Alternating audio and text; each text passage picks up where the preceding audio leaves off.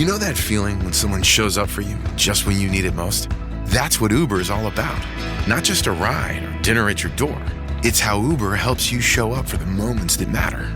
Because showing up can turn a tough day around or make a good one even better. Whatever it is, big or small, Uber is on the way. So you can be on yours. Uber, on our way. Ryan Reynolds here from Mint Mobile. I don't know if you knew this, but anyone can get the same premium wireless for $15 a month plan that I've been enjoying. It's not just for celebrities. So do like I did and have one of your assistant's assistants switch you to Mint Mobile today. I'm told it's super easy to do at mintmobile.com/switch. Upfront payment of $45 for 3-month plan, equivalent to $15 per month required. Intro rate first 3 months only, then full price plan options available. Taxes and fees extra. See full terms at mintmobile.com. This is the More Money Show. That is the More Money theme song, Money by the Beatles. Hope you're having a wonderful, wonderful weekend. Oh my God, what a day. All over the East Coast. Beautiful sunshine, nice 60 to 70 degree weather, not a cloud in the sky. You all know that I say it every week, but on a day like today, you want to get out, you want to get fresh air, you want to get exercise, you want to get some of that vitamin D from those beautiful sun rays. And so after this show is over, I hope you get out and have a great time, because these are these days that you just love to be alive. May is a great, great month, and boy, it's awesome. No humidity out there. Wonderful breeze and beautiful blue skies, and the flowers are all out. You know, I live in Maryland, and it's just incredible. The azaleas and the pinks and the whites and the yellows, and the colors are awesome. So get out, folks, and enjoy this great country of ours. Hey, this is Mother's Day weekend, so we will be celebrating mothers today on this show. And we are live, by the way. I think most of you know that we almost every weekend we do this live. Every once in a while when I'm traveling, I have to pre-record the show, but I much, much prefer to do it live as we're doing today, because I love to take your calls. Because I've always told people I'm not the smartest radio show host, but I have the smartest audience. I really do. And I love to hear from you. I get so many ideas, both people who text me and people who email me, but also people who call in. So we will be taking your calls later in the show. And kind of a curveball in this week's edition, because I want people to call in and tell me your favorite story about your mother. What was the one or two things of the thousands of things your mother has done for you that you recall that just kind of brings a tear to your eye? I lost my mom about 3 or 4 years ago, but she lived to the ripe old age of, I think she died at age 91. So she had a great, rich life, mother of 5. And one of my complaints about what's going on in this country today, and this is all tied to the economy, because I'm going to make a case to you that mothers are pro-growth, and we cannot have a functioning economy if it were not for mothers. For those of you who are listening to the show, if you are a mother, we salute you. And one question I want to ask you all as well is, because it bothers me. I think it's an economic problem. I think it's a social problem. I think it's a cultural problem, not just in the United States, but around the world, is women are not having children. They're not having enough children. The birth rates all over the world are tragically low. And I'd love to hear from, I'm going to try to tell our producer, let's just take calls from the women today, because especially women who are mothers. And I want to hear from you to explain why you think it is that the birth rate has fallen so dramatically in the United States. I grew up in a neighborhood in the suburbs of Chicago, which was an idyllic place to grow up. And my family, I had 2 brothers and 2 sisters, so there are 5 of us jammed in a little house with 3 bedrooms. So we were practically sleeping on each other, and it was wonderful. And my mom was a saint, and my dad was a great, great dad too. I was very lucky, but back then, my neighborhood, there were people down the street. One family had 7 kids. It was kind of an Irish Catholic neighborhood. So there were one family had 9 kids, and it wasn't. So people say, "Oh, you have 5 kids in your family." That's an average size family. Now, when's the last time you saw a family with 5 kids? So why aren't women having more kids? I think we need more children. because children are the future, so to speak. And if we don't have children, we're not going to have much of an economy. Now, we do have immigration. And by the way, immigrants who come in have much higher fertility rates than Americans do. So, I've said this many times on the show. Young people listen to the show. Make babies, get married and make babies because it's fun and it helps the economy grow. And I'm serious about this, though. I think it's one of my biggest worries in the economy today is there is a big decline in the birth rate. The average birth rate today for women of childbearing is 1.7 kids per couple. Well, guess what? Just do the math. 1.7 kids per couple means a declining population because 2.1 children per couple is what's called replacement level. So we're below replacement level fertility. We need more children. We need more mothers. So let's get at it, folks. Now, a lot of other things I want to talk about. We have a full show today. We are live. We are in color. Not this hour, but next hour, I will be taking your calls. I want to ask the women. You know what? We're only going to take calls today from the women, from the ladies. And I want you to tell me, if you're a young lady too, I want to hear from young and old, but I'd love to hear from the young women who are listening to this show. If you're in your 20s and 30s or in your teens, tell me, why do you think your friends and your neighbors are not having children the way they should, the way they used to? Is it an affordability issue? Is it there's too much other things to do? Is it because women are working more and that they just don't have the time to take out to bring up children? I don't know what the answer is, but we're supposed to be having a sexual revolution, and if you have a sexual revolution, you'd think we'd have more kids. So it really does bother me. I think it's one of my biggest worries about our country is that we're not being fruitful and we're not multiplying. Now, let's shift gears a little bit and then talk about by the way, Trump has had an incredible week. The last 10, 12 days have been amazing. I was very forlorn, when we talked 2 or 3 weeks ago on this show. The stock market was crashing. The dollar was falling. We had turmoil with the tariffs. And most of you listen to this show regularly know I'm not a big tariff guy. I do believe in the benefits of trade. Trade is what makes economics work. And I've said it many times, we import coffee beans from Brazil because they make great coffee, and we export to them computers because we make great computers. That's called the comparative advantage, and that's why trade is so important among countries. And no country has benefited more from free trade than the United States has. It's the reason we're the alpha male economy in the world, because we're so globally integrated. It makes us super efficient. So I don't want to see international trade and imports coming to a screeching halt. It'll raise prices. It will actually hurt our manufacturing and our production here in the country if we do that. Now, the good news is Trump has got this fantastic deal that he's cut. I don't know all the details of it, but I like the deal he's cut with the Brits. The British have agreed to lower their barriers to our selling, especially our agricultural products. We are the breadbasket of the world. We have the most efficient farmers in the world who are incredibly productive in terms of whether it's dairy products or wheat or beef and all of these things. We can export those. And then that creates a lot of jobs for Americans, and it's great for American farmers. So great deal with the Brits. They're going to lower their tariffs. We're going to have a 10% tariff on everything that comes in, but that's a low flat tariff. I can live with that. I just don't like 30, 40, 50, 60% tariffs. I think that really disrupts trade. So great news on that front. We're still trying to figure out what's going on with China. China obviously is the evil empire. They are the bad actor in the world. I think everybody agrees with that. So I think we got to get doubly, triply tough with China because they cheat, they lie, they steal. They're building up their military in an aggressive way.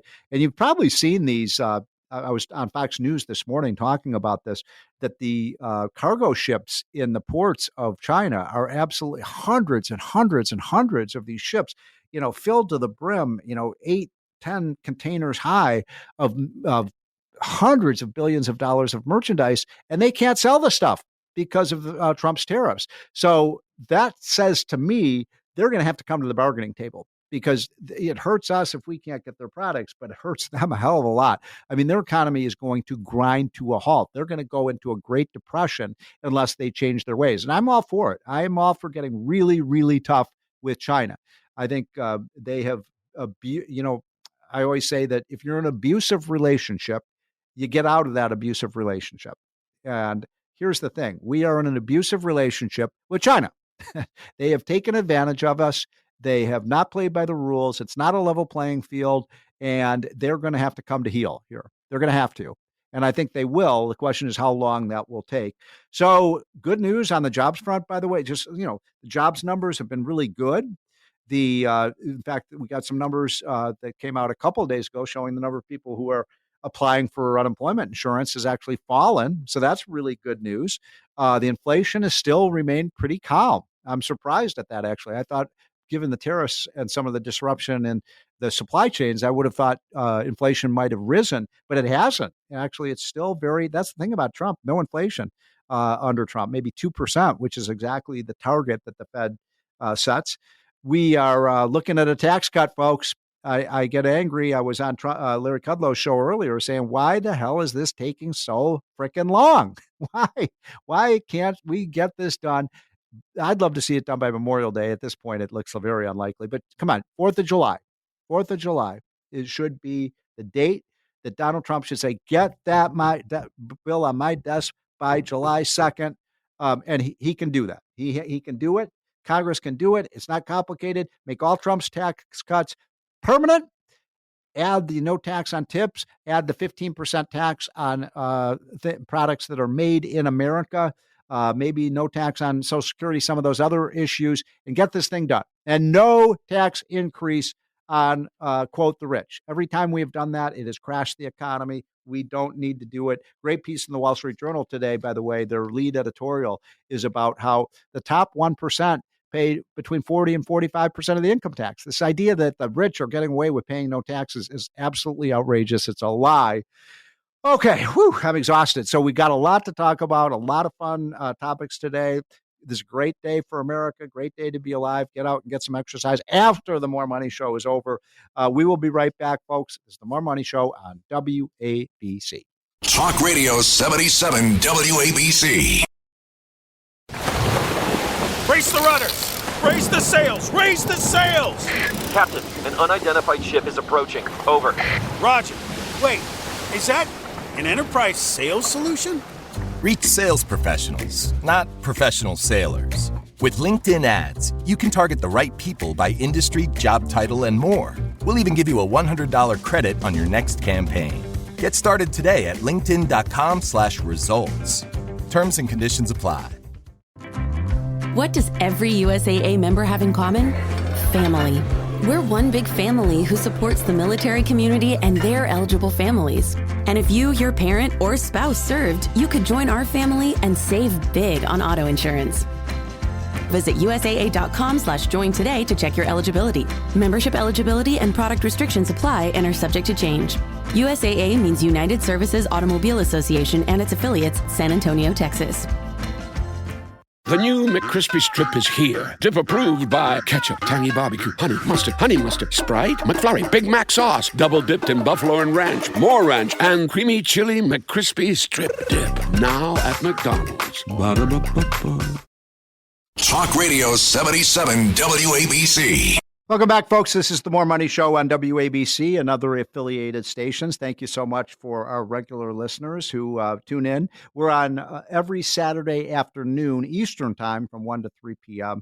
And I love it. We get calls from people as far west as Chicago and Indianapolis. We've got people, a couple of times we got calls from people in Colorado, and we get calls all the way up to Maine in terms of the north, and sometimes as far as Georgia and Florida in the south. So thank you so much for all listening in. David Bahnsen is a good friend. He is one of the top market analysts in the country. I've been begging him for many, many weeks to come on the show again because we need his insights. He is the author of many, by the way, you see him on Fox Business News and Fox News Channel all of the time. He has several really great books, my favorite of which is called There's No Free Lunch, 250 Economic Truths, which is, get that book for your kids, for your spouses, for your family, for your friends. It is a fantastic book. It's a great read, and it has all sorts of amazing economic lessons. So, David Bahnsen, thanks so much for joining. Well, good to be with you as always, Steve. So I'm going to start you with a curveball. I don't know if you heard, David, what I was saying a little earlier on the show, but as you know, tomorrow is Mother's Day. And I'm going to make the case that not just because it's great social policy and so on, for our economy, David, we need more mothers. What do you say?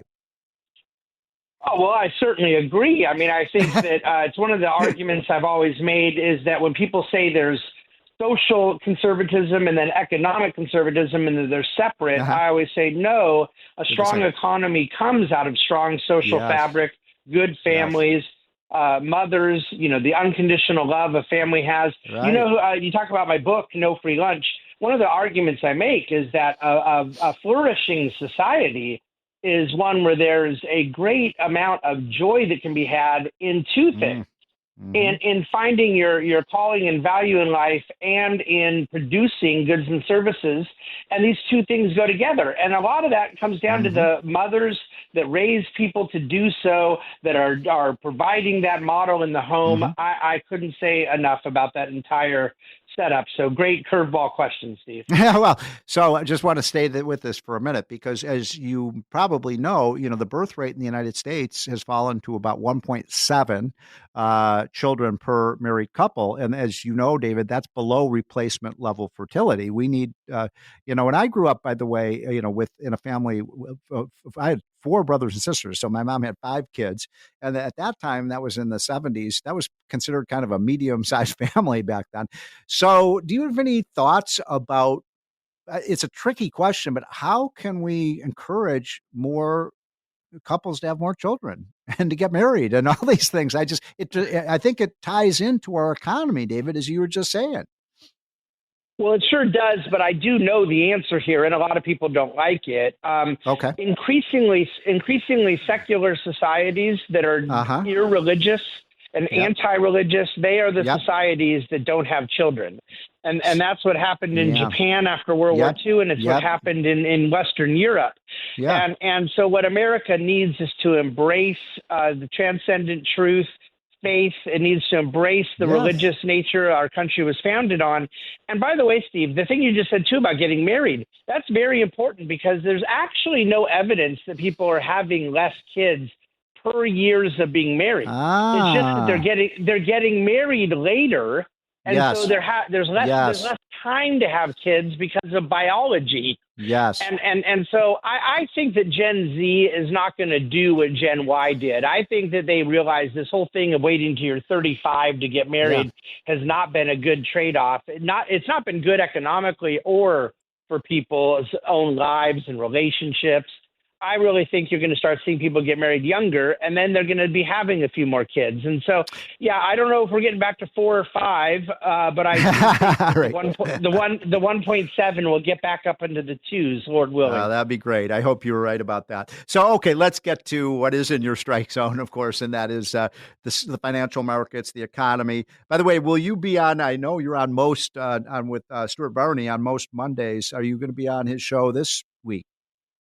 You know what? No, this coming Monday, I'm actually going to be on Charles Payne's show on Fox. Oh, Charles Payne. Okay. And so, so it's just a little different schedule this coming week. But I always love being with Stuart. Always love being with Charles, and of course, always love being with our friend Larry Kudlow. And you get to talk about markets on Fox Business in a way that's a little bit more politically honest.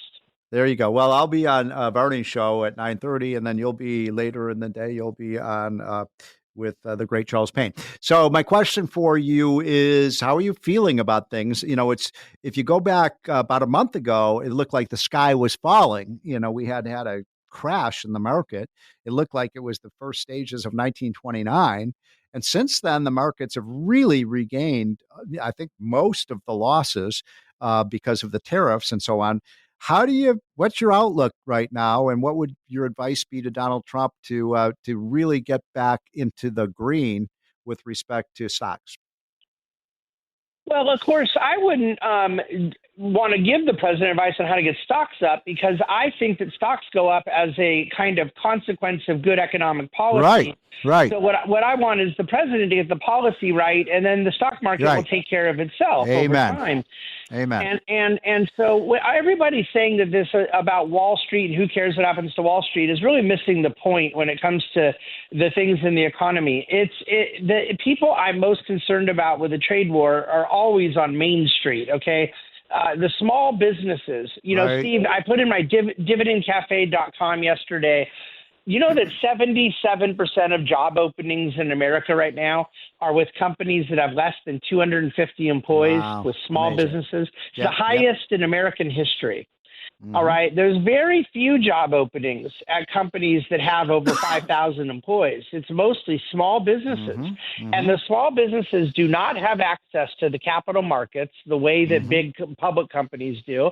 And they're not the ones that are going to get waivers and exceptions to all the tariffs like Apple and NVIDIA are. And that's what I'm worried about, is small businesses being hurt and then it really hurting employment. So that's the big vulnerability, and that's why I really want to see this thing come to an end as soon as possible, because I think that it could end up doing a lot of damage to the economy over time. So I completely agree with your point that the kind of victims of some of this tariff policy are not the big, Fortune 500 companies. It's the smaller guys. And one thing I kind of object to is I hate corporate welfare, and I hate the fact that, whoever has the highest paid lobbyist gets the favors in Washington. So it just bothers me. Look, I love our technology companies. I love Apple. I love Google. I love, the products they produce. But I don't like the fact that a visit to the White House gets you, $500 billion of added value to your stock. And there's too much of that going on right now, in my opinion. And it puts too much power in the hands of government and politicians, and not enough power in the hands of the investors and the people who actually run and operate these businesses. Well, that's exactly right. But people need to make that point front and center of the entire discussion. The power in the politicians is what we as conservatives disagree with. The economist I probably quote the most in the book you mentioned earlier, There's No Free Lunch, is now deceased former Nobel Prize winning economist from the 20th century by the name of Friedrich Hayek. And what Friedrich Hayek talked about was essentially the fatal conceit of central planning. What was that fatal conceit? It was the idea that there is somebody that has the power and the knowledge and the wisdom to properly steward the affairs of a big and complicated and diverse economy by themselves. We don't believe as conservatives that Washington, D.C. can do that. We believe that there are business owners in Kansas that can make decisions for themselves. Other businesses in Oklahoma are going to order from different suppliers. And that, all the interconnectedness of the economy cannot be centrally planned.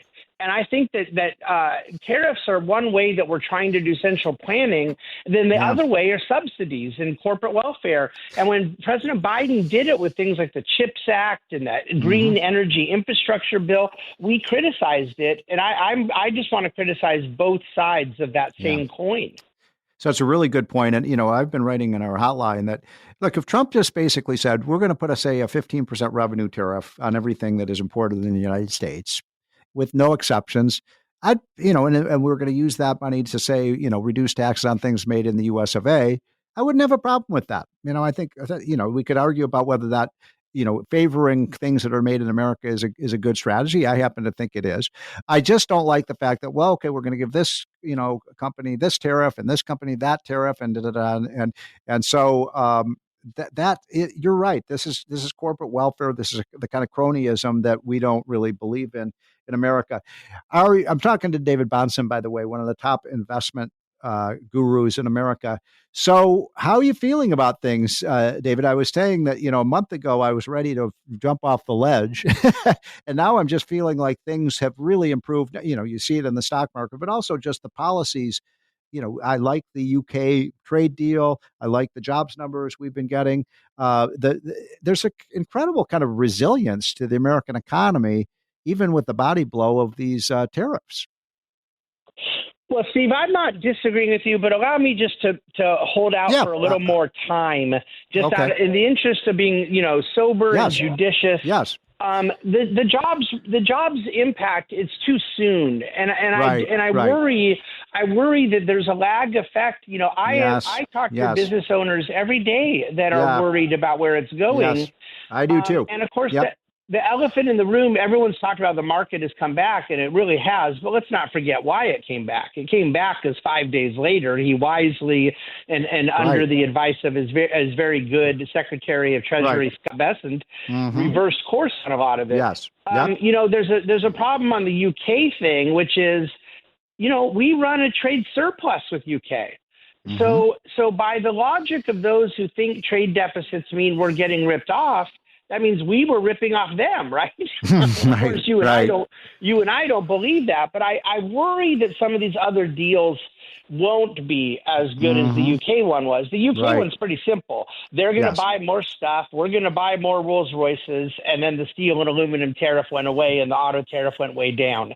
But there's a lot of wood to chop. I am optimistic because I do believe the president in his heart is a supply sider. I don't always agree with them on this tariff stuff, but I do want them to get the right kind of tax bill done. And there's another aspect of the tax bill I'd like to talk to you about if we have time, separate from tariff. We literally got 1 minute left, David. So go ahead. But let me say this, Steve, in less than 1 minute. Everyone is talking about extending the 2017 Trump tax cuts, getting the budget passed, reconciliation. I'm with you on all of it. The only thing on your last segment, you said maybe they'll fit in that Social Security thing. And I just want to promise you and your listeners that there's no chance they have the room to get the Social Security thing done. If that's like $1 trillion of additional cost. But the thing they're going to do that I love is 100% business expensing, that R&D business expensing, interest deduction for companies up to 30% of EBITDA. That has no impact to deficit. If it doesn't cost anything over 10 years, and it's very supply side pro-growth. Amen. David Bahnsen is one of the top financial analysts in the country. His book is There's No Free Lunch. David, thanks so much for joining this afternoon. We'll be right back, folks, with Rick Scott, the Republican senator from Florida, to add to this debate about what direction is the economy going in. We'll be right back. Talk Radio 77 WABC. Whatever the occasion, effortless elegance is right this way. Because Hilton brings you new ways to stay courtesy of the Nomad London.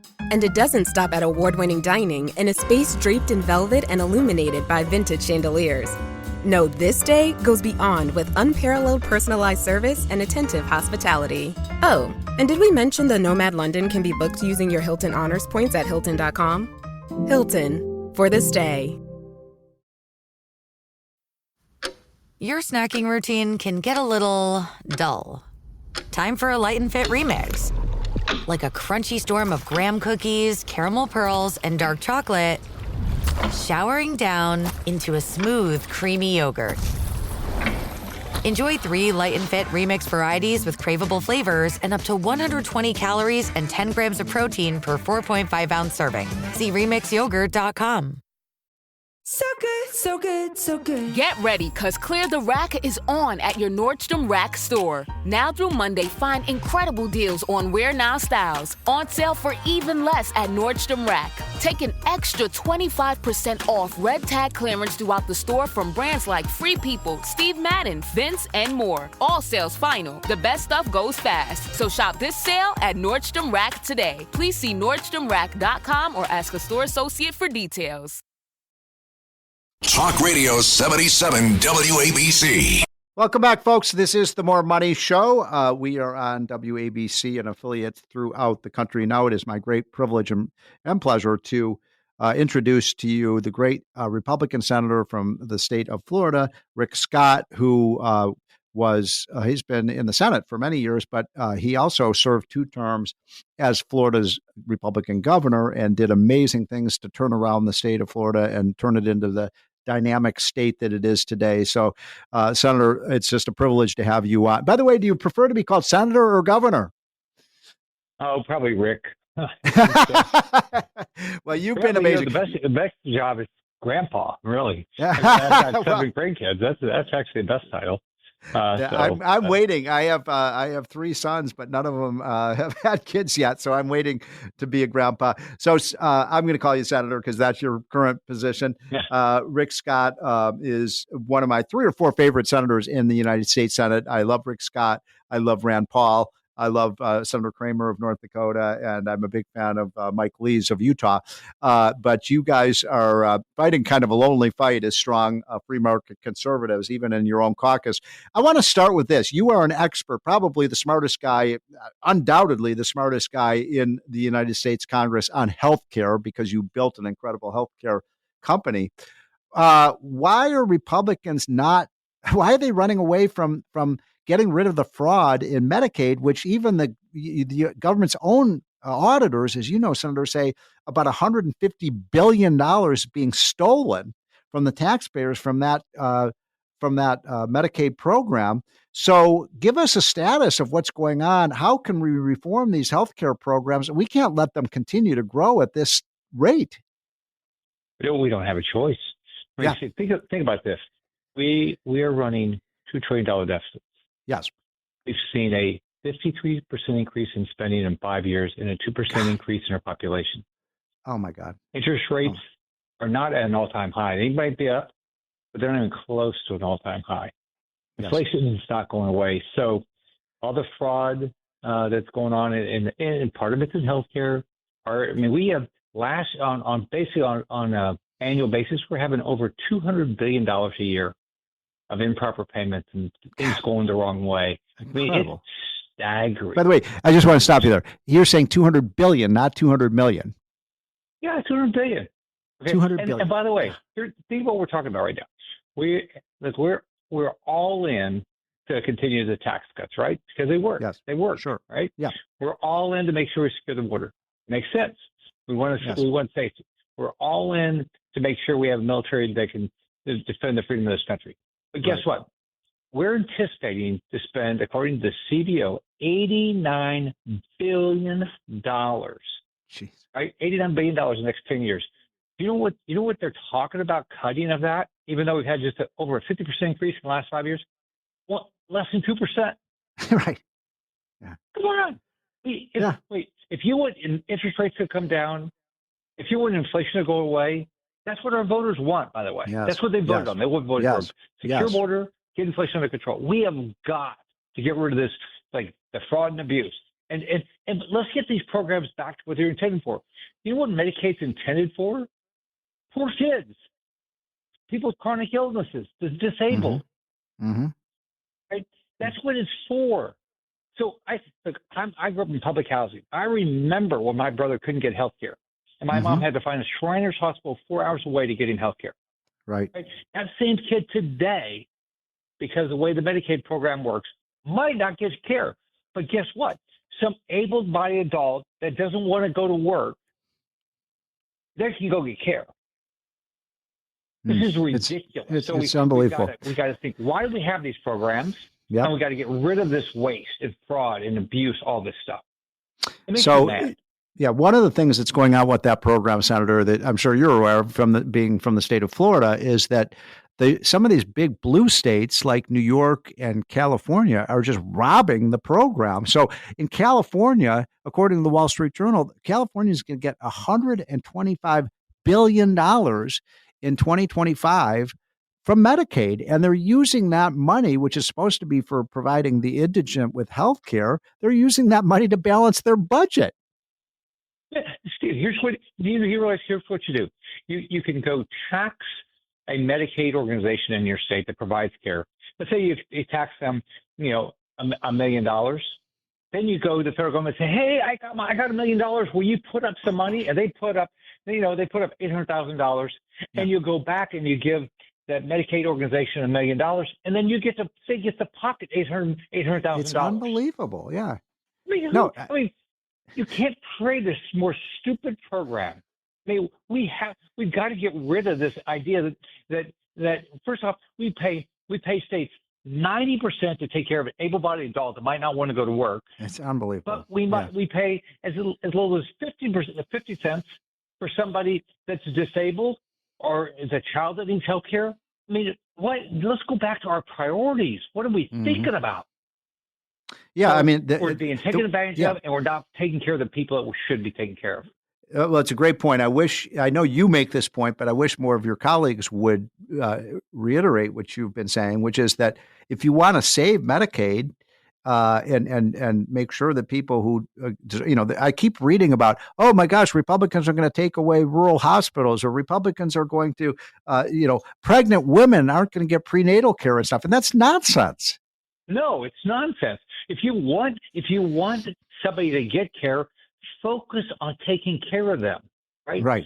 Spend the money where it's supposed to go. Don't spend the money on people that don't want to even go to work, right?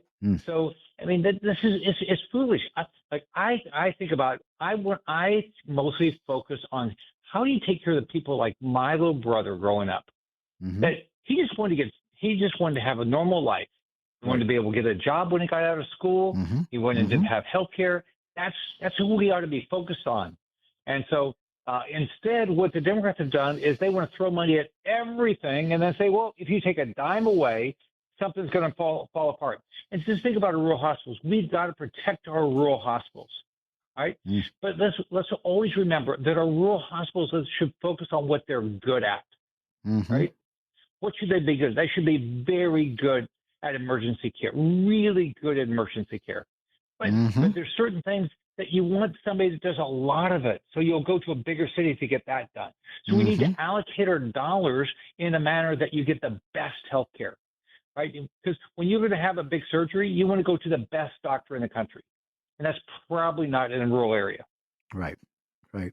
So how are you feeling about things right now? I understand the House is getting their reconciliation bill done on the tax bill. We haven't heard what they're going to do on the spending front.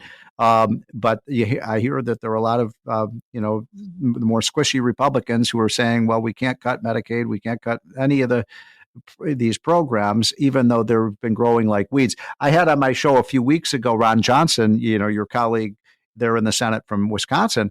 And he was saying, and I wonder what you think about this, that he was saying if we could just go back to the level of funding before COVID for a lot of these programs, we could practically balance the budget.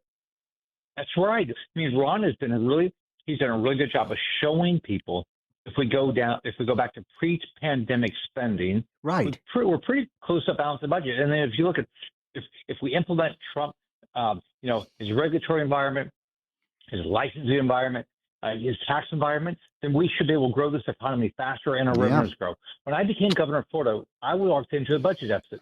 So what did I do? I cut taxes. Oh, we didn't do that. Guess what? Revenues went up. I reduced the regulatory environment. Revenues went up. I made it easier to get a permit. Revenues went up.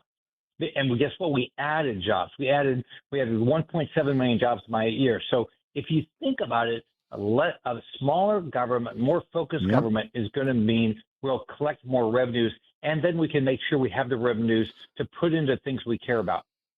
So there's one of the reasons I wanted to get you on this show, Senator, I'm talking to Rick Scott, this senator from Florida, is that I was just looking at these numbers, and I'm sure you're familiar with them, having been governor of Florida for 8 years, that right now today, it's just astonishing to me because most of our listeners are in the New York metropolitan area. So Florida per person spends half as much money as New York does in terms of government spending. So Florida spends half as much money per person as New York does, but you've got better services. Let me give. How do you do that? How do you spend half as much money as New York and you have better services than New York does? Because we pay for results. I'm a business guy, right? I build businesses, built the largest hospital company, built a variety of manufacturing companies. Guess what? In my business life, what I said, what's our purpose here? Let's all decide. This is what we're going to do. And guess what? We're going to pay our employees, and we're going to get bonuses tied to results. So take higher education. I said, when I became governor, I said, we're going to allocate the dollars based on three things. What's it cost to get a degree? So we're going to keep our costs down. We have the lowest tuition in the country for a university system. We're going to, based on, do you get a job and how much money you make? What were you thinking about when you went to school? Those three things. Guess what? Yeah. By the time I left, and now for 9 straight years, we've become the #1 higher education system in the country. Wow. We put our and by the way, it's program affordable, right? People in Florida can afford to go to college. And it's It's about $6,500 tuition each year, and there's some of our state colleges you can get for $10,000 total tuition. You can get a 4-year degree, right? So then on Medicaid, we said we're going to actually direct the money to somebody that's responsible to make sure you're healthy, and so that saved us money. Right. Then our K-12 education, we said we're going to have parent choice, because guess what? Parents are better chooser of what the right school is for their kid than anybody else. And guess what? Top 5 in the K-12 education. And we worked with the law enforcement. By the time I left, number 1 higher education, top 5 in K-12 education. We had a Medicaid program that people had good access, good quality care that we could afford, and we were a 47-year low on our crime rate. All because we dedicated our tax dollars for a result, not dedicate our tax dollars to say, oh, we're going to feel good because we spent some money. So it's amazing. I mean, you've had at least three great governors in a row in Florida. You had Jeb Bush, a fantastic governor, and then I think, did you succeed Jeb? Yeah, I remember Charlie Crist was there for 4 years. Oh yeah, that wasn't so good. No, so I stand corrected. Yeah, but Jeb, I'll tell you what, people should compliment Jeb for this. He started the process of fixing our K-12 system. Yes. And he's actually done it around the country. Yep. And so that's part of the reason why we have the K-12 system we have is we have great parent choice. Yes. Parents are choosing. That, they're choosing, and we have a great homeschool program. So, it's like it's your dollars. I think on Medicaid, we get paid from the federal government 1/3 of what New York gets per patient. 1/3. MRIs cost the same in Florida as they do in New York, right? So one of the things I find so fascinating is you've got we have 4 big states in America, as you know. You've got California, Texas, New York, and Florida. Those are the 4, I think 40% of the population lives in those 4 states. And yet you look at the difference between what's happening in Florida and Texas and what's happening in California and New York. And, Gavin Newsom has run that state into the toilet. I mean, they've got the biggest budget, the highest taxes, and he wants to run for president. I mean, I'd love to see you run against Gavin Newsom for president in 2 years and put the Florida example, how you did it in Florida versus what happens in California. By the way, there were probably hurricanes when you were governor, right?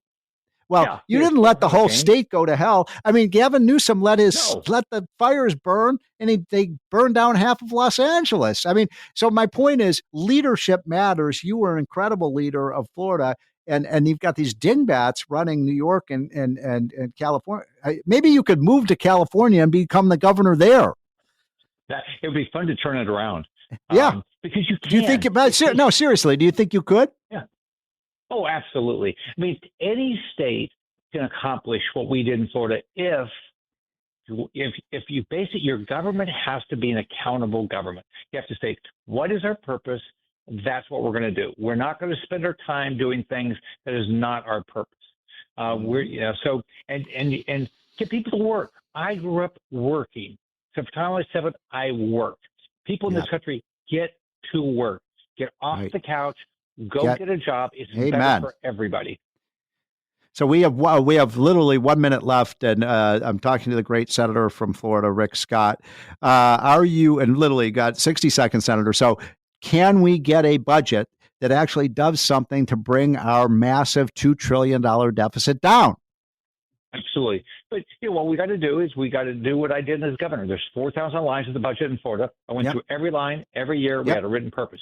We need to do the exact same thing with the federal spending. Yep, it's pretty simple. Senator Rick Scott, you are a national treasure. Thank you so much for what you do to and for our country. We will be right back, folks, with the More Money Show. And now you will be able to listen to 2 of the best in the business in terms of how you can make money with your own finances. And then we'll be right back. Hey, it's Ryan Payne and Bob Payne from Payne Capital Management. Of course, that's Payne. Come to you every week on the More Money Show, talking about the markets, the economy, your retirement. And Bob, we've gone from, it seems like, trade wars at the beginning of last month to now trade deals. And man, oh man, the stock market likes it. And more green on the screen this week. Yeah, how about that, right? The economy, the stock market, the bond market, they like trade deals. They like it when business has a little bit of clarity. So we get a little clarity and the market takes off. But fact of the matter is, we're just back to where we started this year. Yeah, if you've been living under a rock for last month, which probably was the best investment strategy, by the way, it's like nothing would have changed had you left in April and come back now in the beginning of May. Markets are actually in the same place, even with all that volatility. We're right back to where we were. And I think it goes back to your old adage, Bob, and I think this is what you always have to apply to your thinking, and that's the world doesn't end very often. We know the media wants to tell you every week that it is going to come to an end. People want to do business. The economy's not going to come to a standstill. And if you look at the underlying data, the economic news has actually been pretty good. It's been very, very good, right? We have full employment. We have great news on the consumer. The economy's incredibly resilient. And remember, the markets look forward. They don't care about what's happened.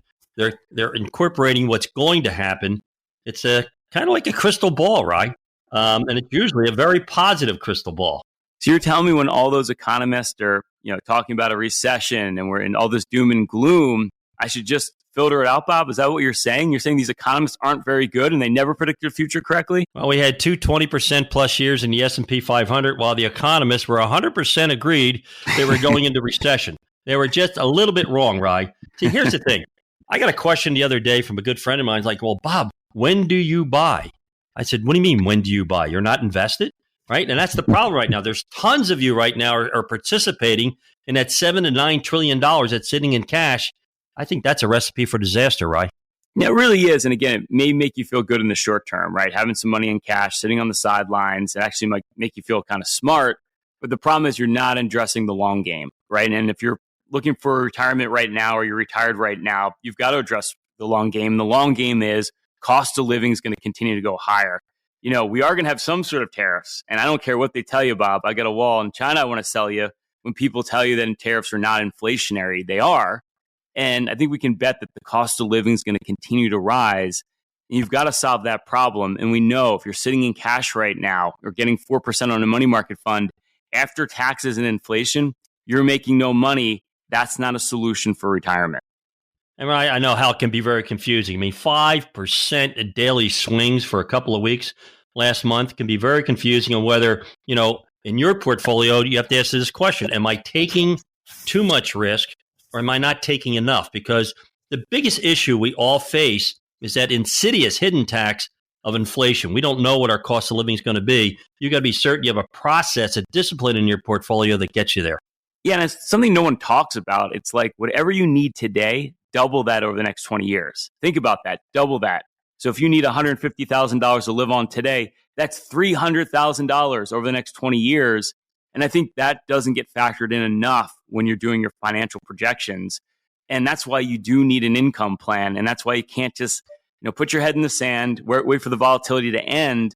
That's not a solution because the cost of living is continuing to go higher no matter what they tell you. You're absolutely right, Ryan. And just like, I'm coming up on another birthday, and I'm still working because, Warren Buffett retired at 94, so I got a few more years to go. But, the one thing my doctor wants to do is give me a stress test to make sure that I'm as healthy as I think I am. You've got to do the same thing with your own portfolio. You've got to have it stress tested. One of our newest clients we just brought in, who fan of our radio show, said, hey, I've never had this done by my broker. Why hasn't anybody ever stress test my portfolio to see if I can achieve my goals? Well, because, the part of it is it's more of an art than a science, right? Because it's about having the right amount of risk. And when you ask yourself, am I taking too much risk or too little risk? You don't really know the answer to that unless you've run some financial projections, right? Unless you sat down and said, okay, this is what I need to live on. This is the impacts of inflation over the rest of my life. So how much income am I really going to need and how much growth do I really need in my portfolio, right? And we know that having everything in the market's a bad idea. We've learned that in the last couple of weeks because it's a wild roller coaster ride. But on the flip side, having too much money in cash, where again, your money's getting eroded by inflation and taxes over time, that's not a great strategy either. So you got to find that fine balance that says this is the right amount of risk to make sure that I can achieve my goals. And I think that's the analysis everyone needs to run right now. And I think everybody needs simplicity over complexity. I think the problem with our compatriots in Wall Street is they like to make everything complex to make them think they're smarter than you are. Well, they're not. They're ordinary people promising to do extraordinary things. And here's what I've discovered over my 50 years, Rise. 90% of every portfolio I've ever evaluated was taking more risk than necessary. Why would anybody take unnecessary risk? Yeah, and to your point, Bob, you want to put your portfolio to the sleep point, right? The whole idea of financial independence is you're not worried about what tariff's going to go on or not go on today to any given country.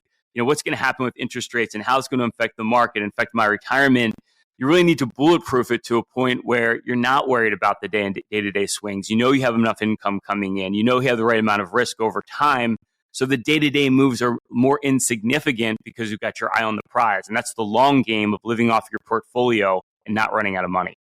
You know, Rye, I run a joint account with your mom. And, every day she asks the same question. Do we know what we own? Do we know why we own it? So it's not just you, the decision maker, that needs to know what's going on, with your finances. You need your uninterested spouse to be involved as well. So ask this question. Do they know what you own? And do they know why you own it?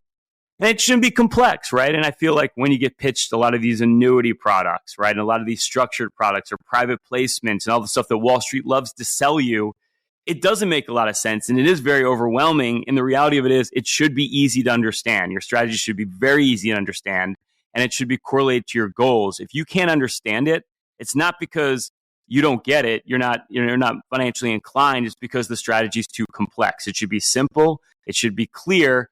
And you should understand why it's going to get you to your goals. Rye, everybody needs to get from point A to point B, their goals, their dreams, their values.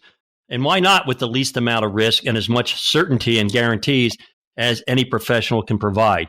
If you don't want that, I don't know what you need. Bob, that sounds like an offer you can't refuse. And if you're thinking to yourself right now, okay, Bob Ryan, I get it. Yes, I don't know if I'm taking the right amount of risk. I have too much money in cash. I've been taking way too much risk in the stock market. Well, here's your shot to get that evaluation. If you call or text right now and you saved over $1 million, Bob and I will run for you our now famous Total Financial Master Plan, and we'll do that with no obligation or cost. It's a full holistic review. We literally look at everything. There's not a firm out there that will do this work up front. We go as far as building you your own financial portal. We're going to give you a bird's eye view of your entire financial life, and we're going to hone in on every financial issue you need to address today, whether it's an income plan for retirement. How do you take from your portfolio? How do you draw from Social Security? How do you factor in inflation and not run out of money? We're going to build you that dynamic income plan so you don't run out of money. We're going to look at diversification. Markets have been wild the last couple of weeks. Has your portfolio been way too volatile? Or have you been sitting with way too much cash? Paralysis by analysis, can't figure out what to do. We'll put together a full investment game plan. We'll show you how to grow your wealth, tie it to your goals, but most importantly, protect it over the rest of your life. And we'll look at fees and taxes. Wall Street loves to say those high cost, complex, tax inefficient products, whether it's an annuity, mutual fund, private investment. We're going to do a deep dive of every investment you own. We're going to show you how to reduce the cost and optimize your portfolio for taxes. It's not what you make, it's what you take. You'll get our full tax playbook. We have 10 slots if you saved over $1 million and you call or text right now. All you have to do is text or call 844-752-6692. That's 844-752-6692, or just simply call 844-PLAN-NYC. That's 844-PLAN-NYC. If you're one of our next 10 callers, you've saved over $1 million for your retirement. Our team of financial advisors and certified financial planners will help you to create your own personal total financial master plan. Now, there's no obligations, no costs, no strings attached, but you won't have a plan either if you're not one of our next 10 callers. So text or call right now at 844-752-6692. That's 844-752-6692, or just simply call 844-PLAN-NYC. That's 844-PLAN-NYC. Hey, if you want to learn more about myself and Bob and our firm, Payne Capital Management, of course, that's Payne, simply go to BeBullish.com. That's BeBullish.com. Stay tuned. We got more money coming your way. It's time to rewrite the vacation rules. With Royal Caribbean, your family can look forward to just about anything. Break the thrill barrier, roaring down the tallest water slide in North America. Jump into breathtaking jungles and jaw-dropping coves. Vibe off the charts on our private island perfect day at Coco Cay. And end the day knowing things are just getting started. Because this isn't just any vacation. This is all the vacations. Come seek the Royal Caribbean. Ships Registry, Bahamas. Chronic migraine, 15 or more headache days a month, each lasting 4 hours or more, can make me feel like a spectator in my own life.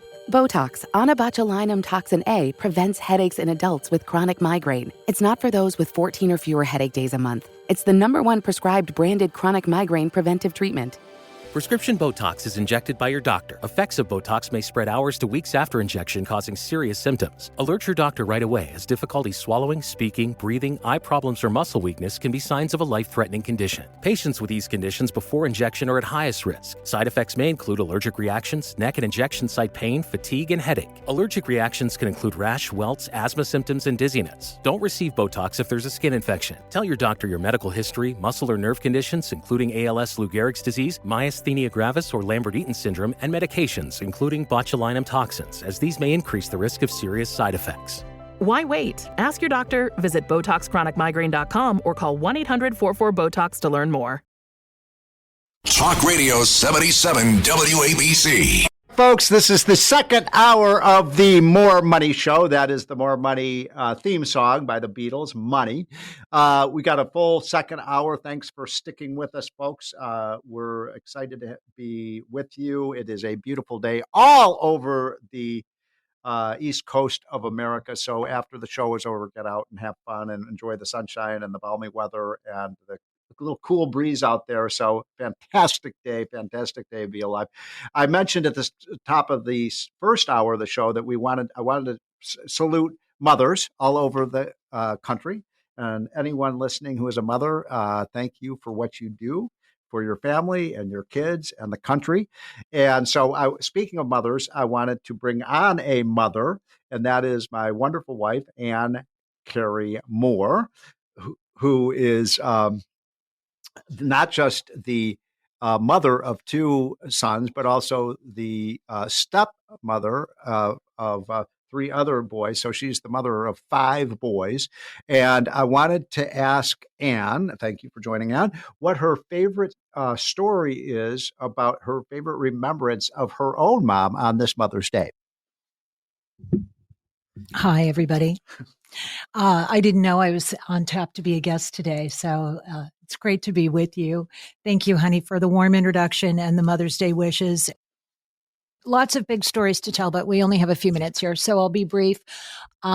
She was someone who was not very demonstrative or very verbal in showing her love. Her love was displayed in action. She was the most devoted and dutiful, present person in the lives of myself and my brothers. And one example of that was the night before I was starting 5th grade. I had a new outfit, and I'm kind of a short person. The pants were way too long, and they were bell bottoms. This was the 70s, and they needed hemming. My mother was a wonder with all things domestic, and of course she could take care of that, but hadn't by the time I went to bed. And I was so worried that I couldn't wear this new outfit and would have to recycle something from the previous year if she didn't get it done. And she said, "Don't worry. Good night, honey.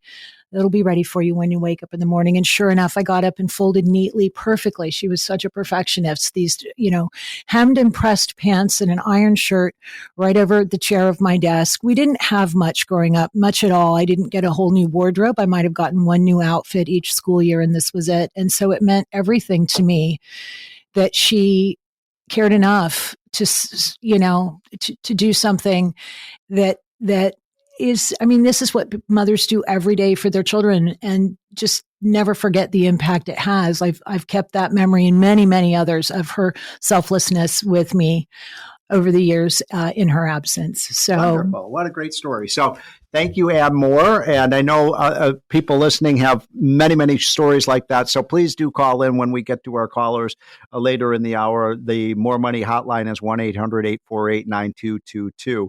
But now I want to get to my friend, Adam Brandon. Mr. Producer, do we have Adam on? Adam, are you there?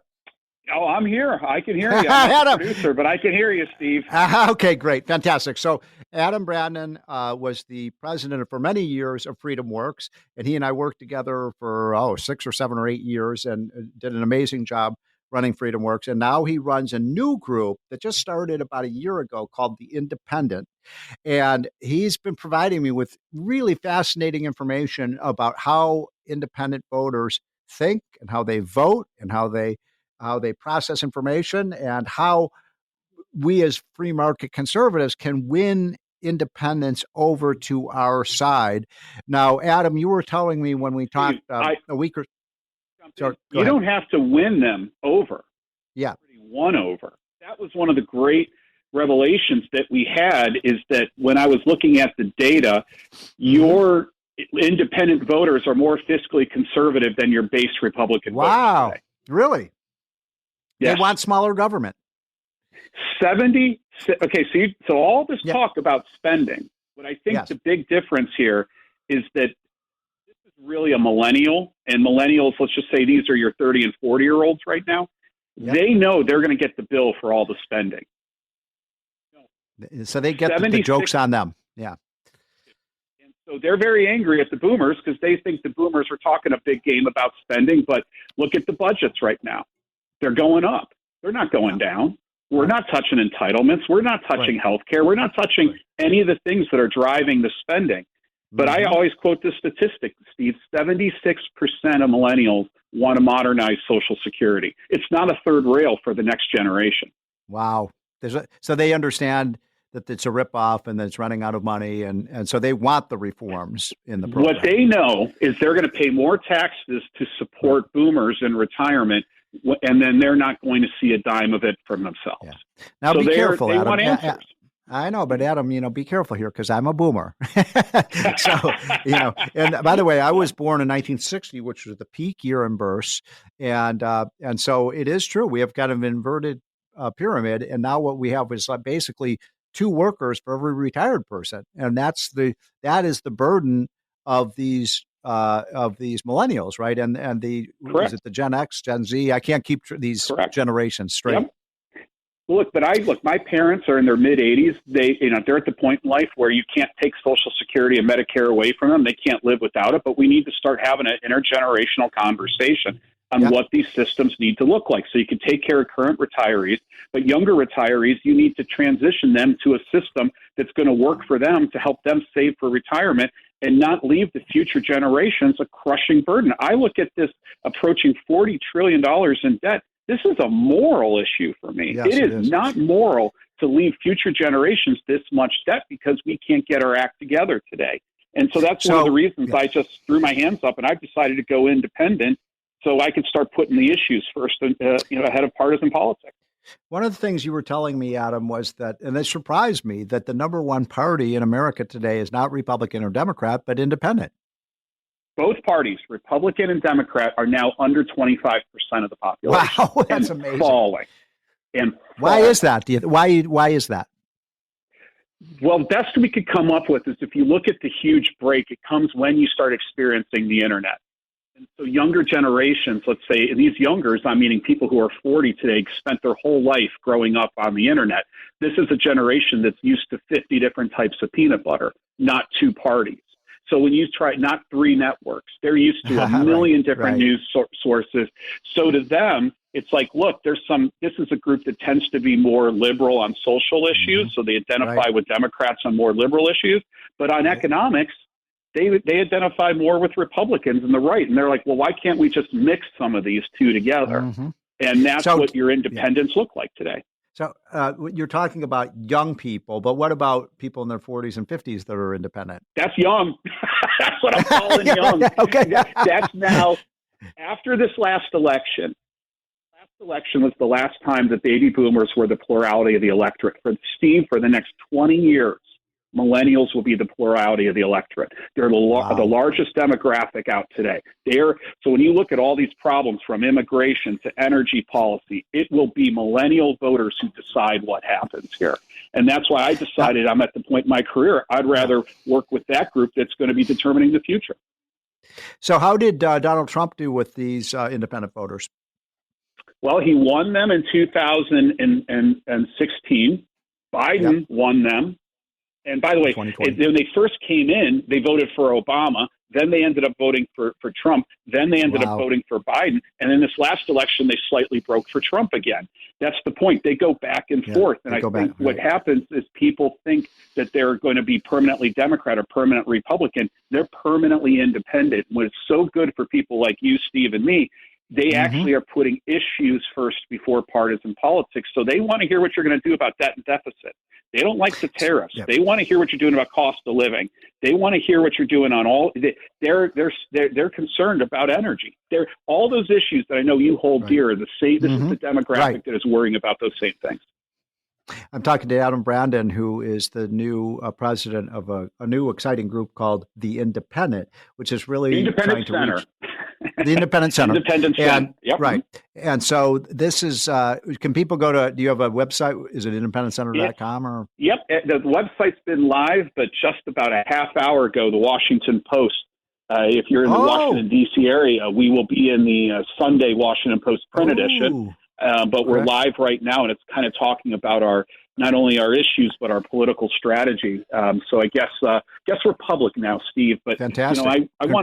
I read. I'm a big reader of the hotline, and if anyone who's listening is not on the hotline, please go and subscribe. I think thank you for great work. I've been trying to get our listeners to join. It's free, folks. So just go to unleashprosperity.com and sign up for that. Thank you, Adam, for that free advertisement. If you only have 3 minutes to get the news, I think, and what I also like is the facts and graphs. And I do notice every once in a while when I send something to you, sometimes I see it pop up over there. So I'm glad you're seeing some of it. But I will say you talked about this election in Britain with Nigel Farage recently, and it hasn't been covered here enough. But what Farage did hasn't happened in over 100 years in Britain, where people are leaving the two parties in Britain. Right. And I always point out, you had Thatcher before you had Reagan. Tony Blair started the third way before Clinton. You had Brexit before you had Trump, and frankly, you had Liz Truss before you had Kevin McCarthy. Right? The analogies keep coming, and the fact that you saw this huge reform movement spread and win, and then I know for a fact. I know of 3 people who are running as independents for Senate. I know just this morning I read that a Democrat has dropped out of being a Democrat in Florida, is now running as an independent for governor. All of a sudden, your listeners are going to start hearing, what is this independent stuff? It is going to be everywhere. And I think 2026 is going to be the rise of the independents politically. So we just have a minute and a half left, Adam, just very quickly. So do you see the independent movement becoming it's not really a party. It's just so movement. In other words, do you see this movement becoming a political party, or do you see it taking over either the Republican or the Democratic Party? How do you see this evolving? I think it's when I study change, you look at the abolitionist movement, you look at the civil rights movement, you look at suffragette movement. They were movements. And then they did have a political effect, because my goal here is not to just affect the Republican Party or affect the Democratic Party. I'd like to affect all parties right now. And I think, look, we're in a very serious note. We're heading to a fiscal crisis. I think you know it. We all know it until we get this debt deficit under control. But we're going to need everyone. We're going to need older Americans, younger Americans, Democrats, Republicans, even Pittsburgh Steelers fans are welcome to join this effort. Well, and as a Cleveland Browns fan, that's hard for me. But I think we're going to need to have everyone on board to realize we've got to solve this, and it's not all bad news, but it's going to have to do things differently. We're going to have to relook at how we're working our federal government. Well, the one thing I think that's very timely, and the reason I wanted to have you on, and I appreciate you coming on, Adam Brandon, who runs the Independent Center, is that Republicans are flinching from making some of these tough cuts that voters voted for. Yeah, correct. And I think they're missing out on understanding. I think people, particularly in some of these swing districts, again, I come back to, they're watching the wrong demographics. The younger demographics want full change. There's a reason why it's not strange to me that a lot of these voters will vote for Trump and also vote for Bernie Sanders. There's something of the outsider that is appealing to them, but they haven't completely solidified what their value system is. But again, I tell you, if you're a classical liberal, this is like, and it's such a terrible phrase to use, and it's like, your traditional, fiscal conservative. That is the type of politics this group likes, but they just don't want to be forced to join a party. There you go. Well, I love what you're doing, Adam Brandon. from the Independent Center. Folks, this is the More Money Show, and we will be right back. Talk Radio 77 WABC. Custom window treatments are a small upgrade that have a big impact. No better time to shop than now at Blinds.com's Memorial Day Mega Sale. Blinds.com invented a better way to shop for window treatments, completely online with upfront pricing, no showroom markups, no salespeople in your home. Choose from classic shutters to outdoor shades and more, all backed by our 100% satisfaction guarantee. Shop Blinds.com's Memorial Day Mega Sale now. Save up to 50% site-wide, plus a free measure. Rules and restrictions may apply. Talk Radio 77 WABC. Welcome back, folks. This is the More Money Show. We're having a wonderful time on a Saturday afternoon. I hope you're having a great Mother's Day weekend. We are going to be taking your calls in about 10 minutes. And I'm taking calls mostly from the ladies today, if that's okay with you, gentlemen, because I want to hear from the women about two issues. One is, what is your favorite story about your own mother? And we heard from the great Ann Moore, my wife, about her story, which I loved. But I want to hear that if you have a great story about something your mother did that you'll never forget, this is a time to celebrate that.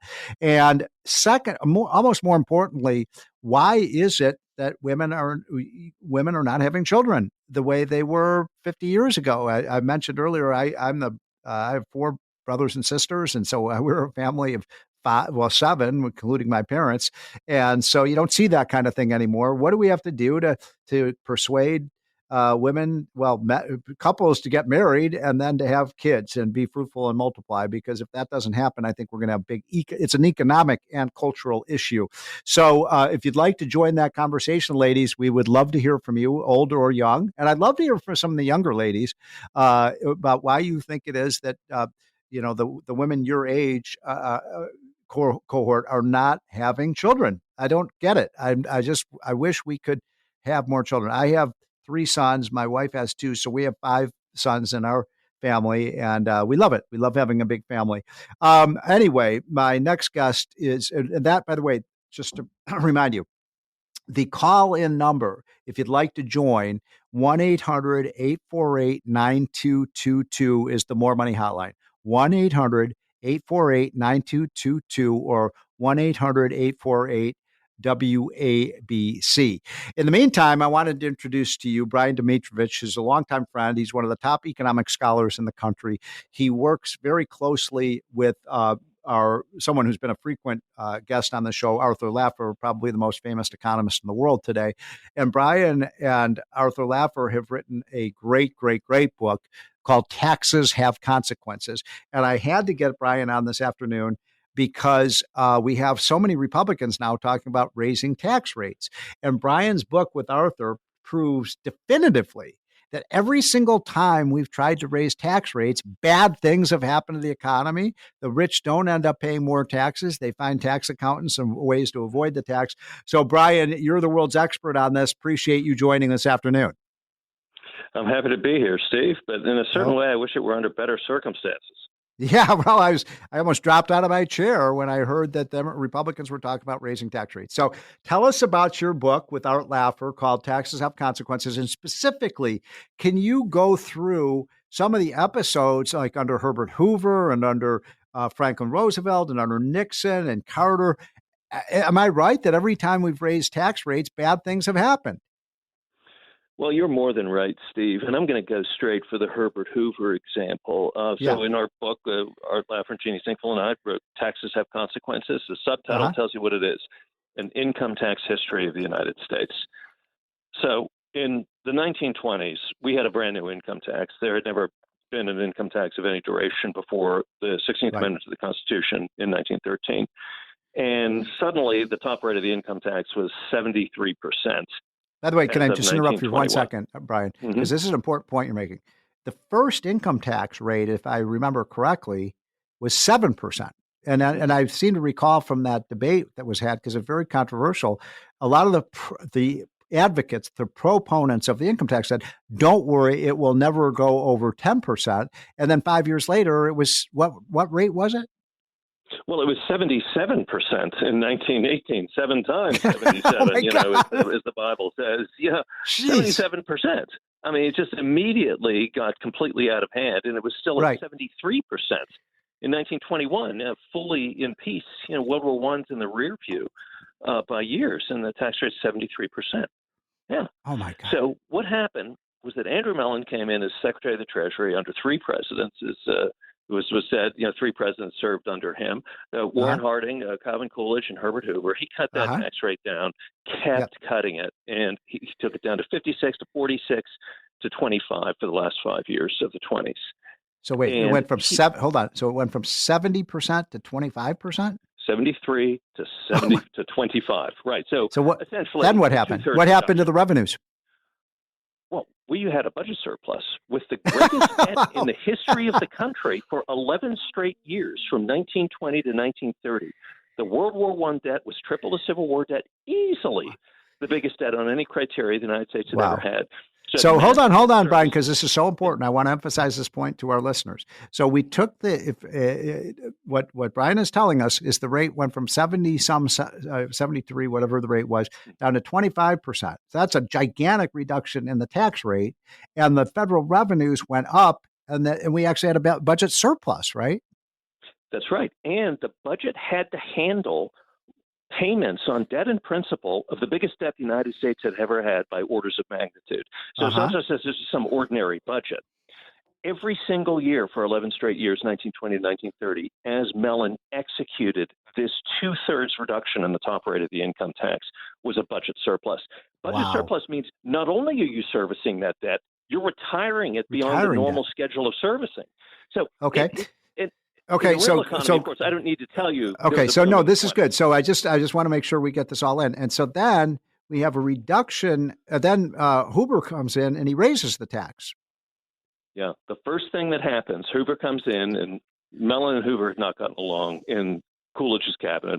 Hoover had been Secretary of Commerce. Hoover becomes president in 1929. Mellon wants to keep cutting tax rates. We're running 10 years of surpluses. I mean, it's time to cut rates again. Right. And Hoover says, we're not doing it again. And the only compromise he gives, I will give an ex post facto 1% reduction off taxes paid for 1929. So he says we're only going to do it retroactively from now on.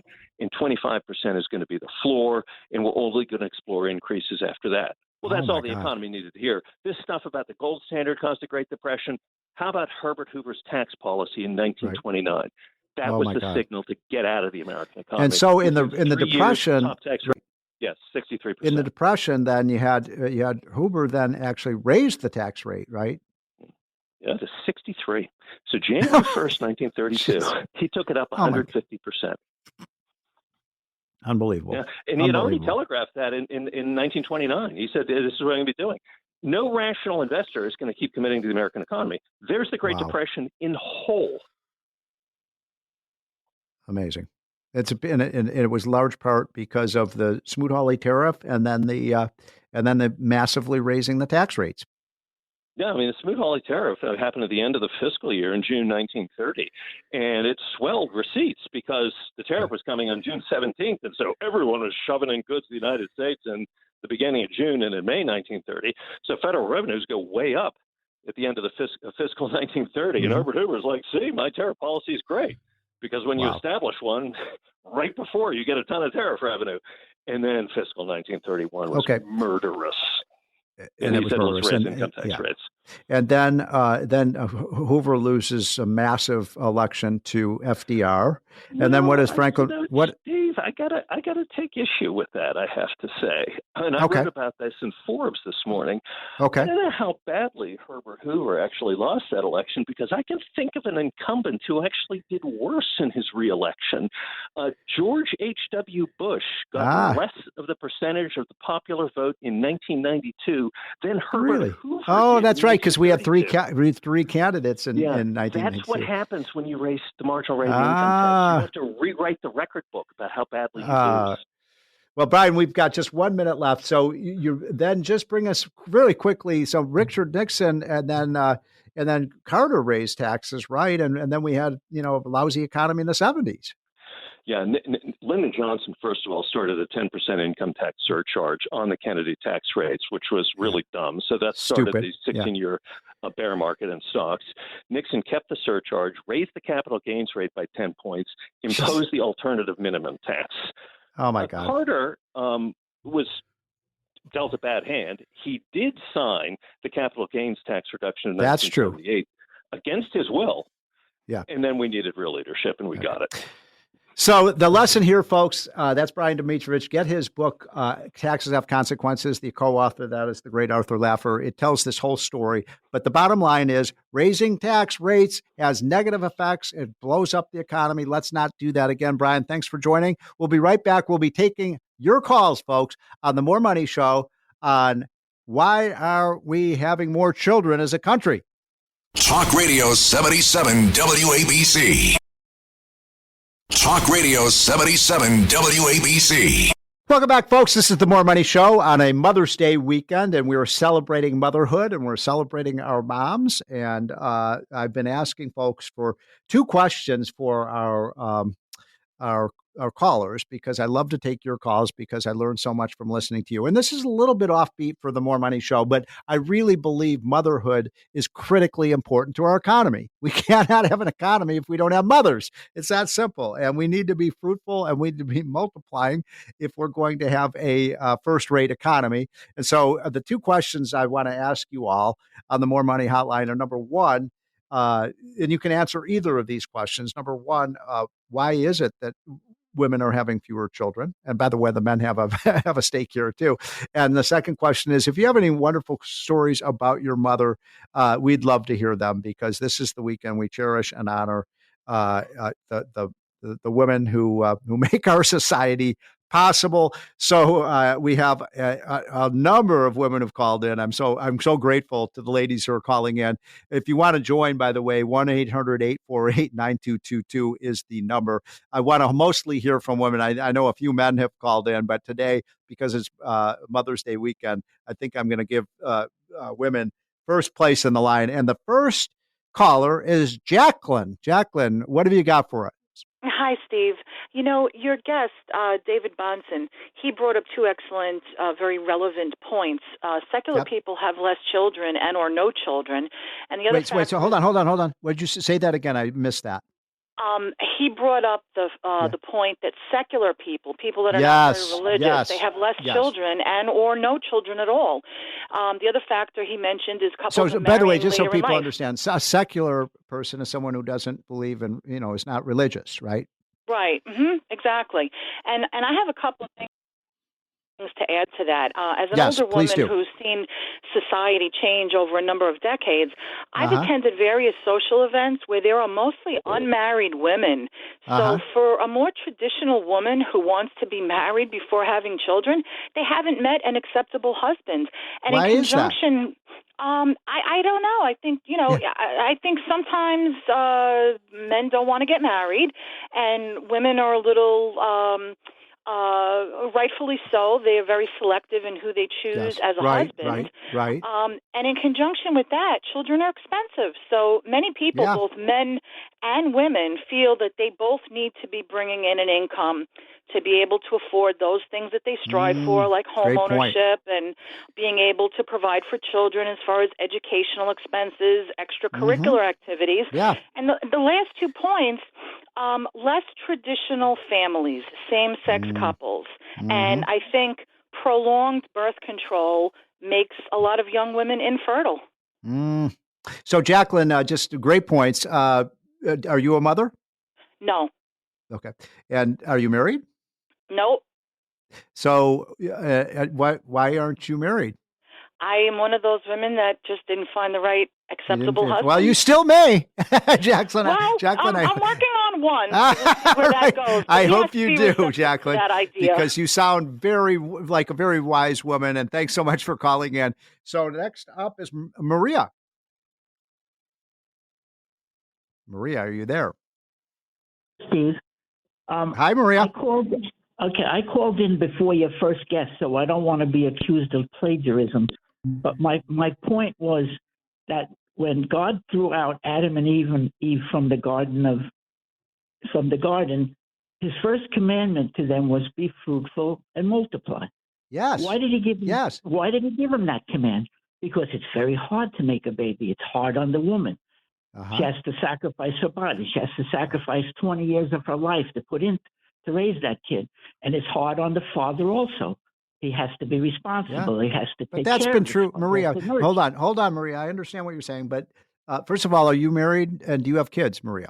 I had 2 children, and they were fruitful and multiplied. I have 15 grandchildren.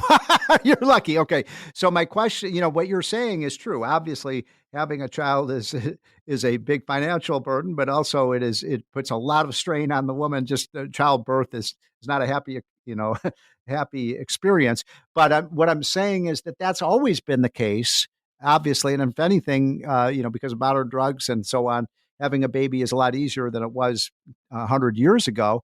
And yet women are having fewer kids. It's still hard. I learned the reason for this commandment when my first child was born. I realized how hard it was. That's when I realized the brilliance of that commandment. Because if people were left to their own devices, they're not going to have kids. And today, most of the people are secular. They don't believe in God anymore. Okay, so Maria, hold on. Let me just interrupt you for a second here, because I've got a bunch of other callers, but I want to ask you this on the way out. Do you have any regrets in having your 2 children? Are you crazy? Of course not. Right. So that's my point. It's like that. For me, it's the highlight of my life is being a father. So I don't understand why people think it's a sacrifice to have kids. If you're not a parent, you don't know what life is all about. Great point. Okay, Maria, you're making some fantastic points. Thanks for calling in. We got so many other people waiting on the line. We've got 2 open lines, by the way. 1-800-848-9222 is the number. We're celebrating motherhood. We're celebrating mothers. And next up on the line is Anita. Oh, I'm a frequent listener, and Hi, I'm Anita. delighted to. Hello, and I watch you always on Fox and. Oh, Fox yay! Business. So I think you're terrific. Thank you. So what I wanted to say is, I feel that it's been a push way back when I was in college in the 80s. It was pushed career first. That was the most important thing, and like the movie Baby Boom, right, with Diane Keaton. I love that movie. That's one of my popular. favorite movies. Yeah, and they push her until she ends up, being given the child. I have a son who's 24 and a daughter who's 22. They both serve as officers in the United States Army. We're super proud of that. Oh, my God. You must be so proud of them. I am. My son, he would kill me. Thank you for saying, Anita. He graduated in the top 1% of his class from West Point. And he did a scholarship in Israel. And my daughter was a distinguished cadet from Vanderbilt. She's in Hawaii serving. They're both military intel officers. But having said that, I grew up in a very loving family, and I think no matter what faith you are, when you are in a loving family and a faith-based family, you see how positive it is and how rewarding it is to your parents as well. And secondly, I feel that Elon Musk was correct in saying that, if we've lost a generation now with women being pushed this idea that they don't need to have children. I was a believer in that. My husband and I had a business together. I looked in the mirror. I was 34. I said, well, I want to have a family. My husband and I fathered our first child, our son, when I was 35 years old. My husband was 48 at the time, right? And then we had a daughter a couple of years later. And when I had those children, my entire life was changed. And I don't think women understand that a career is one thing. You can sort of pursue both. But once you have that child, you realize that you have to protect them. You have to raise them. And it's so important to raise those children with the same ideology and priorities that you have to teach them. Both my son and my daughter speak frequently. They want to have a family. Because I tell them, you must have a family. You have these wonderful, you've developed so fully, pass that along. And the other thing I want to say is, really quickly, Anita, because I got go ahead. Okay. No, with the ideology that has been pushed, the new immigrants, they come in with a different ideology, which is why they have more children. And lastly, I just want to give a shout out to my mother, who's in heaven. Okay. My mother, when my brother was 15 years old, he was killed in a hit and run accident. She was the epitome of strength. pulling through, went back to work, and then took on, all these other activities to help her move forward. She was a source of tremendous strength to me. Anita, that is a great story. I got to cut you off because I've got 3 or 4 other people on the line waiting, but fantastic call. Wonderful. And happy Mother's Day to you, Anita. And now we have Deanne. Yes. Hello. Steve, thank you for this opportunity. I've been wanting to answer some of your questions rather badly. I'm looking for answers. I'm searching for answers here, Deanne. I think I have them. Okay. I was born in 1940, and so I was brought up in the 40s and 50s. Things were very different then. Mothers did stay home. Mothers did not work. And my mother gave up a career as a fine artist in order to bring up her 2 children and serve her husband. The result of that is that, yes, she took me from time to time into her home studio, and we would draw and paint together. And so I appreciate that so much because now in my retirement, I am an amateur artist, and I love it. I, though, went on to a professional life, and the issue is women aren't having babies because of birth control. Women want to have a career, and a full career, and children don't really go together. You can't. So I wonder about that. Deanne, hold on. Let me just interrupt you for a second because you're making a very important point. And this is, what a lot of the sociologists say that, that women are having fewer children because they want careers. And look, I understand that. This is a different age than it was, when you grew up in the 40s and when I grew up in the 60s. And yet, can't you have both? You can, if you have the support of your husband and if you have enough money to pay for childcare and so on and so forth. My first child came unexpectedly when I was a medical student, and we managed. And then in the middle of medical school, I had my second child, and they're wonderful. I'm so happy that now in my dotage, I have my 2 children and 4 grandchildren to care for me. Doesn't get any better than that, Deanna. No, thank you for calling. By the way, Deanna, thanks for calling. Your call means a lot to me. Great story, and happy Mother's Day to you. I know Bob is on from Long Island. We'll go with the men for a minute, and then Mr. Producer, let me tell me if there are other women have called in. We've got a couple of open lines. We still got some time left. The More Money hotline number is 1-800-848-9222. And we're talking about how do we encourage women to have more kids? We need more kids in the society. And also, if you have any special stories about your mother this Mother's Day weekend, we'd love to hear those too. Bob, thanks for calling in. Thanks, Steve. Great show. So December 18th, my mother will be 101, and she could tell this story just like it just happened. She used to commute on the Long Island Railroad from. Wait, hold on, Bob. Are you talking about your own mother? Yes. Okay, go ahead. Sorry, I missed the start of that. Go ahead. Okay, so anyway, she used to commute on the Long Island Railroad from Northport to Manhattan. She worked for a company called States Marine. They had the first nuclear-powered cargo ship. But anyway, in the early 50s, the Long Island Railroad was still running on steam. So anyway, on the trip to the city, there was snow all over the place. The guy, I guess they call him the coal tender or whatever, shoveling the coal into the engine. He accidentally threw the shovel off the train. So by the time the train stopped, they had to go back and look for the shovel. So people got off the train, including my mother, and she happened to be the one that found the shovel.